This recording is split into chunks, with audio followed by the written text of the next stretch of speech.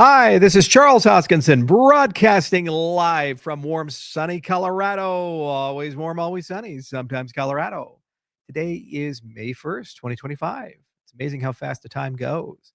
So, real quickly, I wanted to share a little bit of stuff and talk about a little bit of stuff related to Ouroboros Leios. There's going to be a lot more to come, but if you guys have been following, every month there is a live stream with the prototype team that's currently working on Ouroboros Leios. So, how it works in terms of implementation across the ecosystem is step one, you write the paper, which in Leos's case was the hardest paper we ever wrote and probably the most elegant paper we ever wrote because it's part of a telescoping protocol. So, unlike a really fast, high performance protocol like you see with these BFT protocols, like on Narwhal and Tusk or these types of things, what we wanted with Leos is to be kind of stackable, almost like a telescope coming out section by section with Ouroboros Praus. So the idea is that Leos extends Praus and Leos operates within those same security models and constraints. And for whatever reason, it doesn't work the way we thought, it collapses back down to the current protocol that we have. Typically, you don't do this with these new protocols. They're not backwards compatible, they're new protocols. And we wanted to have all the original security assumptions of Prowse 50% Byzantine resistance, the same asynchronous network model, and the other things you come to know and love with the 24 hours a day, 7 days a week uptime. The design requirement of Leos was to have an infinitely scalable protocol, a 1 minus delta protocol. So basically, as good as it gets. And why it is, and I'm going to show it in a single thing that was posted on Twitter based upon a screen on the screen share that we did, the presentation that we did. But if you take a look right here, you'll see this IB, these are input blocks. And this gives you some ideas of what the TPS rates can be based upon the transaction size averages. Okay, so with just that one input block, you can see that maximum is about 6 TPS, minimum is 393, and here's your average rate. When you have 5 input blocks, 10 input blocks, 20, 30, 11,000 TPS for your minimum, maximum 180 at 16 kilobyte transactions, which are fucking huge. So you can increase this IB rate as much as you want. And really, the thought process behind it is to have a protocol where year by year you play kind of a tick tock game. So your tick is where you set a parameter in the system for how many input blocks you want the system run at. So this is kind of like utilization of the space in between the big blocks, the Proust style way of doing things. And you start that initially very conservative. Then you optimize during talk phase. And as you highly optimize, then you increase the amount of input blocks as needed. Now, as you do this, you use more resources per consensus node and you use more on chain resources, meaning the blocks, the cumulative size of the blockchain gets larger. There's a larger mempool requirement and all these other things. But what this does is it gives you a protocol that gives you a parameter now where you can turn up the scalability. Currently, the only way we can turn up scalability is with block size. And so you turn up that, and maybe you do some clever things about pre-processing. And we've done that during the Shelley era and the Goguen era. But ultimately, you don't have a very strong lever to massively increase the throughput of the system. Whereas the input blocks mean you have more stuff happening in parallel, asynchronous to the ranking blocks inside the system, which means that if you're just simply turning it up, you can massively improve throughput inside the system. And if you want to read about it, there is a lovely blog post that Olga put out. And let me go ahead and share my screen. And Pi, one of the people on the prototyping team, is currently working on write up, and he's having it reviewed by Phil Desario and Brian Bush. But anyway, I'd highly recommend reading this article, Advancing Ouroboros Leios as the Next Leap in Scalability. And it kind of goes into some of the things in the design. This is a basic understanding of it and how it works with the input blocks, endorsement blocks, and ranking blocks inside the system. So 3 blocks instead of 1 block, and how you kind of go parallel with these types of things. So this is the traditional linear structure, and these are the concurrent things when you start having lots of input blocks. So it's a really elegant protocol, and there's a lot of really cool things that we've been able to sneak into the design, which we're learning lessons from things we've learned from Mithril to things we learned from parallel chains and many of the papers that we wrote in the past. Now, because there's now more levers that you can pull, basically, the scalability game is less about let's invent a new protocol, and it's more about let's more efficiently utilize these types of protocols. So let's make the mempool, instead of a replicated resource, a distributed resource. So we can have a larger logical mempool, but your physical memory footprint can be quite low, like 4 to 8 to 16 gigabytes, for example. So you run it on a Raspberry Pi.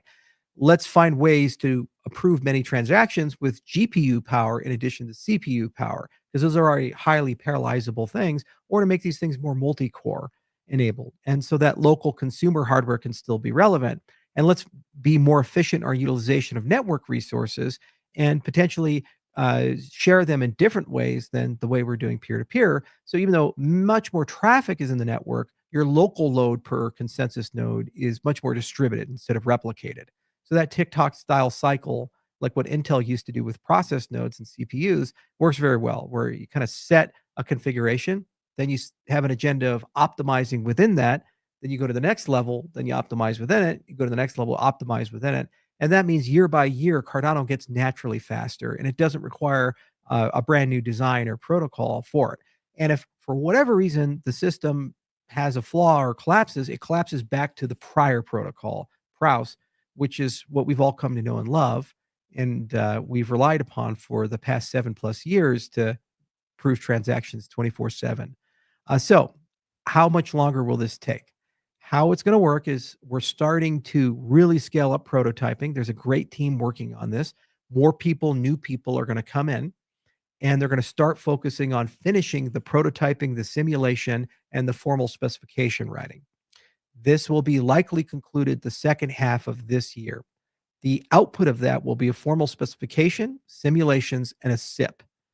Once those three things are present, we can then RFP to a specialized firm, and there are several who could do this work: Galwa, Twig, which is Modus Create, and a few others, co-sourced with our engineers, working together to implement in the Haskell node. There is an open question of, will the alternative clients be far enough along that they also can concurrently implement Leios or not? So this is something that we've been trying to figure out with those clients, and subject to your budget approval of their funding, it may be the case that by the time that design's done, there's enough maturity that with some additional resources, they could launch concurrent with the Leios node. Now, it typically takes about 9 months to 12 months of implementation effort from a SIP to bring this into the protocol, depending upon how much housekeeping has been done and re-architecture has been done to accommodate what's been going on with Leios. So the prototyping team of Leios has been in direct contact with the Ledger team, the consensus team, and other people at input output to get a sense of how they can coordinate so that prep work can be done in anticipation of the SIP being done. This is the most invasive change to the node since the Shelley era, when we moved from Ouroboros BFT to Shelley. The ledger logic has to change, the block structure has to change, the network stack has to change, the consensus logic has to change, new cryptography has to be introduced.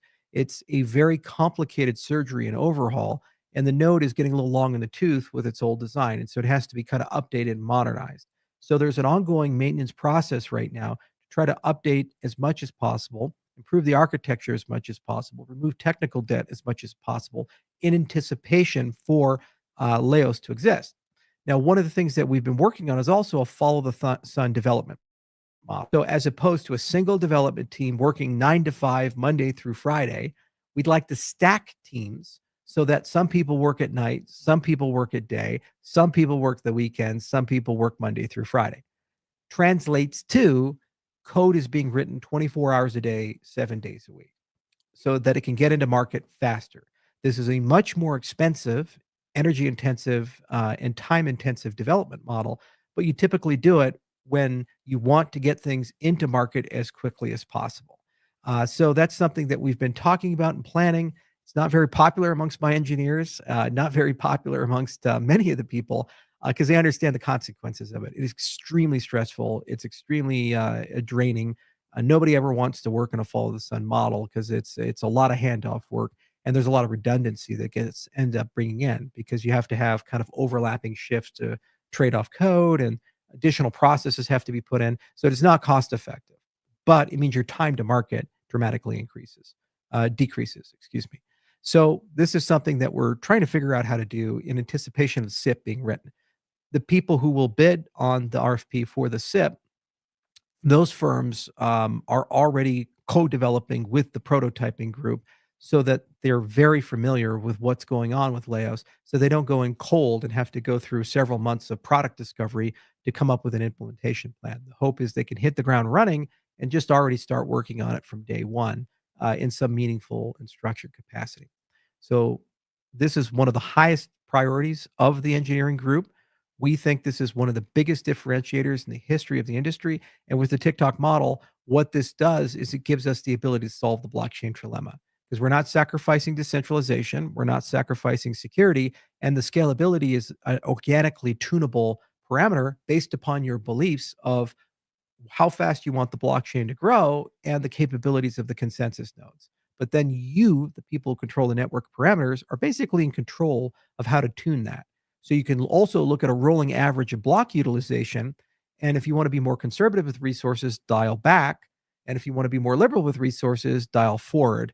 But you actually now have a lever to kind of rock and control that. And as you can see, thousands and thousands of potential TPS. Now, this is in parallel to and complementary to the work on Midgard, Gummy Worm, and the other layer 2 side of this space. The UTXO model is so scalable because every output can be a proof as opposed to a transaction. And all those proofs can represent rollups or activity off chain.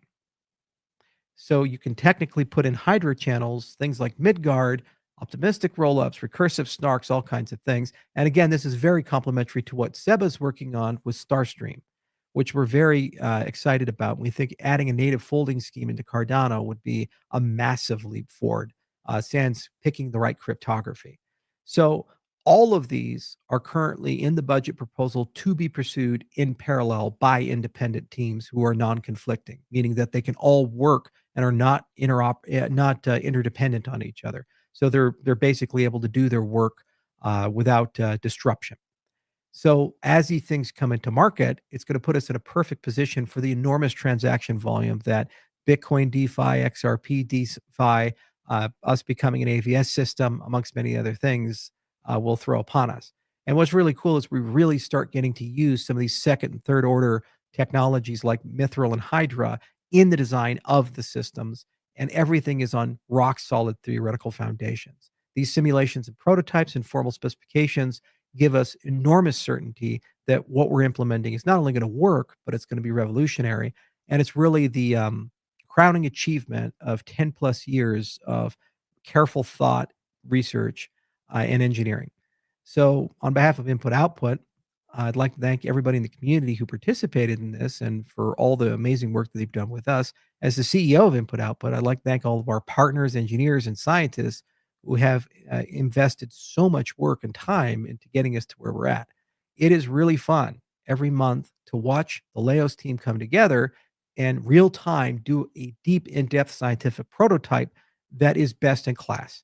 Nobody in the cryptocurrency industry writes a SIP, has dense simulations and prototyping, and a formal specification as the definition of an RFP.